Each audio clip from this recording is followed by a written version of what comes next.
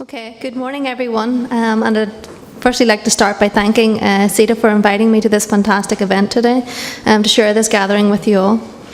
I've been asked here under the role of CIC NI BIM Hub to let you know what we've been doing over the last 12 months in Northern Ireland in terms of BIM.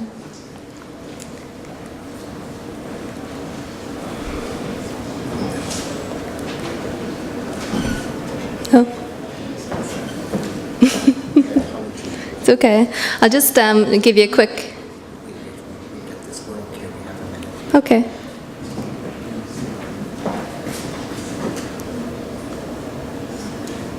There we go.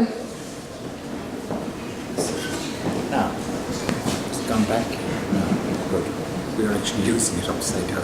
Oh, that it? Okay. Apparently I had it upside down there, so that's technology for you. Okay, I'll start just with a few quick introductions. My name's Melanie Dawson, and over the last 10 years I've been actively involved in the construction industry in a few different roles. I studied architecture at university first of all and worked in practice for the first 4 or 5 years before moving on to doing design management with a number of different main contractor organisations. I have a few different roles at the moment. My principal role is as a design manager and innovation lead for Gilbert Ash, who are a Tier 1 main contractor firm in Northern Ireland and employ around sort of 110, 120 people. I also chair the CIC NI BIM Hub and I've held this role for around a year now. And both of my roles really include basically BIM. So with Gilbert Ash under the guise of innovation comes BIM amongst other things. And under the role of CIC then obviously there's a big focus on BIM there. Predominantly what I do is encourage active implementation and application of BIM in both of my roles. And within Northern Ireland help to encourage this as an export construction skill and service. David touched on the regional hubs. So back in September last year, the Cabinet Office through the BIM Task Group, which David chairs, recognised the need for localised BIM in various areas across the UK, and they split the map up, as you can see here. The purpose of the regional hubs is fundamentally to engage with local industry, public and private sector clients and encourage the uptake of BIM. We also engage with various governing bodies, so the RIBA, RICS, organisations like that within Northern Ireland as well. And what we're trying to do within our 12 regions is put out a consistent message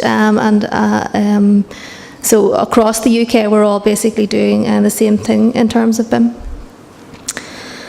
This is our mission statement, so it's about keeping BIM simple and relevant for Northern Ireland industry, allowing us to continue to work smarter within our industry. I think as an industry in Northern Ireland and obviously down here as well, we're all acutely aware of the recession over the last number of years, and I think we'll all welcome an opportunity to get ourselves out of this situation. We've gone as low as we can in terms of cost and as fast as we can in terms of programme. And I think the majority of us are working away from home for at least part of the week. Hence a gathering like this is always good to see. According to UK government and David, they're saying that they think that there's a 20% saving to be achieved through BIM, and from 2016 they want to realise this saving. And I think if we as an industry can realise even part of this saving before 2016, this could help alleviate some of the pressure to go lower or to go faster or to work further. Many of you will be aware of the huge information available on BIM through the internet, conferences like this and through other sources. And I think many people feel that it is information overload and it can become confusing. And just this little diagram then, it's getting information off the internet can be like taking a drink from a fire hydrant, and I think a lot of us feel that with BIM, that there's a lot of information out there and going through it all can take quite a bit of time.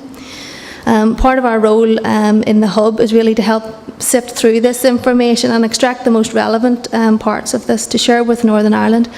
And we're also a conduit then back to the Cabinet Office and to David and the Task Group in terms of feeding back how we're doing and asking questions back and forth.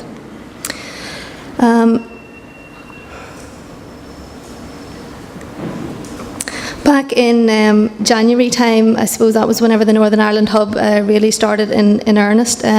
We started with a virtual presence first of all, so we have a LinkedIn group which you're all welcome to join, and we also have a Twitter account where we put out various messages about different events and things like that we're either attending or we're putting on ourselves.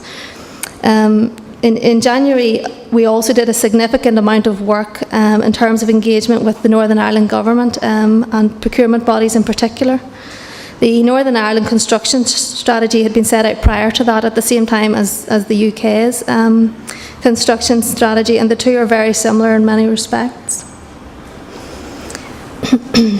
Our strategy in terms of BIM in Northern Ireland, we've asked for BIM on certain centrally procured projects, and there are a number of caveats to those as well.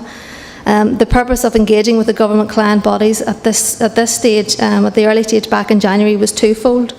Firstly, we wanted to assure them that Northern Ireland construction industry had a strong desire to meet and exceed the standards set by the UK.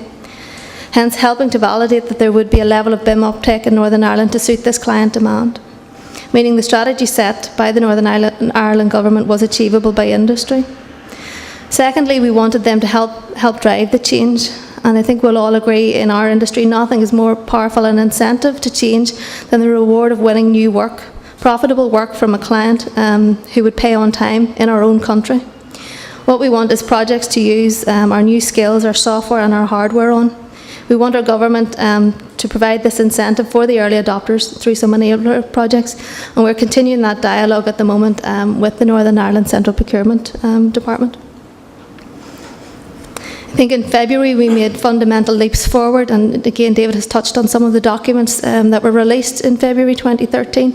We very much felt that these were some of the missing pieces. We have lots of good people and lots of good technology in Northern Ireland, but what we needed was a process or a framework to arrange our BIM strategy around. The next thing we did then was to set up a steering group, and this has been a really useful tool in helping drive forward the awareness. The Hub engagement plan reaches much further than just these client bodies. Our approach was to maximise awareness to our outreach group through setting up this steering group. I would say our group is diverse and dynamic and far-reaching, both geographically and in terms of the various different disciplines that we have sitting on that group. In Northern Ireland, we recognise the vital role as well of our universities, and again I think some of the other speakers have touched on this, in providing graduates to industry and within the workplace with useful skills that we can use.